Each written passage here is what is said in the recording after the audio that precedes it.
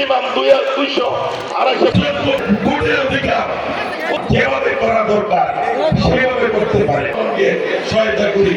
আমি ওই বাড়িতে কোনো ধরনের দুর্ঘটনা না ঘটে আপনারা যেভাবে আসছেন সেভাবে সুস্থভাবে ঘরে ফিরে আমার শিক্ষা এই উদাত্ত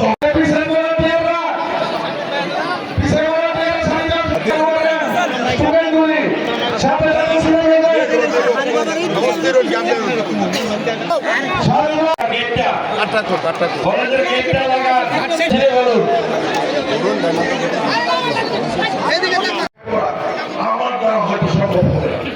আবার নির্বাচনের আগে আর অনেকের সাথে দেখা নেওয়া হতে পারে।